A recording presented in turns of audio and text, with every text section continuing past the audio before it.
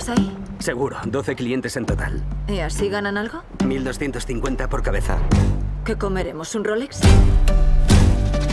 Uno de sus clásicos. Tiene equilibrio gracias a la palatabilidad de la miñonette. No digas palatabilidad. Esta noche será una locura. Bienvenido. Hi, Mark. I'm Carlos from Cartelera, Spain. How are you? I'm good. Nice to meet you. It's very nice to meet you, and congratulations on your film. I think the menu is astonishing, is unstoppable, and I truly felt it like a experience, like a cinematic experience. But I would like to know, what did you choose the menu to come back after 11 years without directing any movies since What's Your Number? What did you see and feel about the menu, about this project?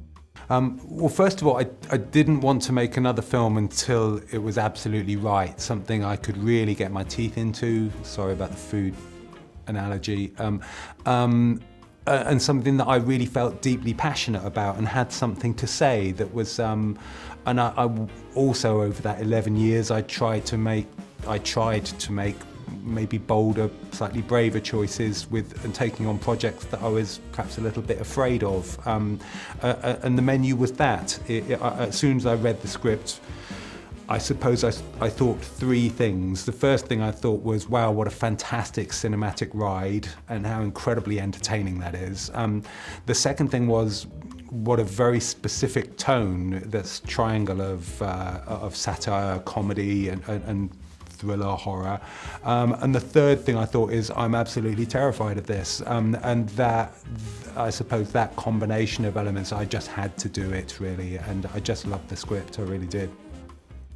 Yeah, the script is a madness, but I think there is a criticism of the world of gastronomy, but also a criticism of the elitist and highbrow world of the entertainment. Yeah. Do you agree? Do you think this is a place full of rich people who will never see their desires complete? It's quite nuanced, that satirical thread for me.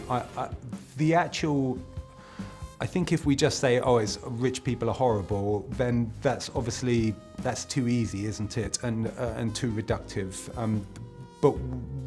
But to paint this picture of an absurdist world where a ludicrous amount of money is paid to have a meal, a totally false kind of economic strata. I think that's really interesting, and that whole world I explore also obviously with Succession, the HBO drama that I work on. So I am fascinated by that world, and particularly by the humans within it. It'd be very easy to say they're ridiculous and let's enjoy putting them through hell. I think it's more fun to do that while simultaneously trying to understand them, to understand their egos and their needs, their need to be seen, their need to feel special, all that corrosive element of ego, both from the diner's point of view and of course from Chef Slowik's point of view, for the choices he's made, just jumping on that bandwagon of his own sense of stardom, and that I think is really interesting, to find those vulnerabilities. Yes, I agree with that. And like you said before, the menu is like a strange crossover between thriller and horror and escape room, but also the movie makes fun of the characters. Was it difficult to develop the story, combining all these elements?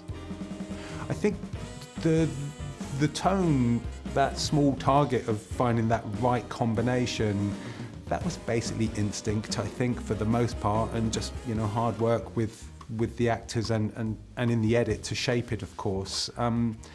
It was the key thing for me was that week's rehearsal that I had with the actors, where we just sat in a room and talked, really. And in those conversations, we never actually stood up and rehearsed a scene. We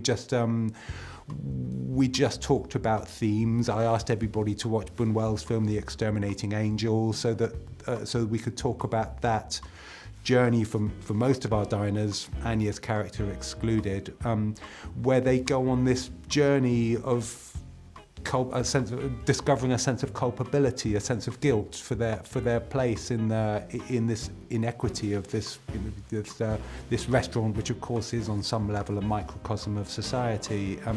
So just talking about those things just tuned us all in to the same movie. So we're all making the same movie, so that by the time we get onto set and start working the scenes, we kind of all know where we're going at that point. And of course there are little adjustments, and I really love to play, and having such a brilliant cast, they were all up for that. Loads of improv, talking over each other, a lovely immersive and free way of working, and out of that, yeah, I felt that we got the tone that we needed.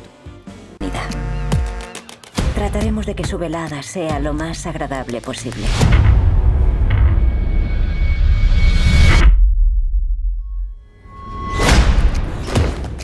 Bienvenidos a Hathor.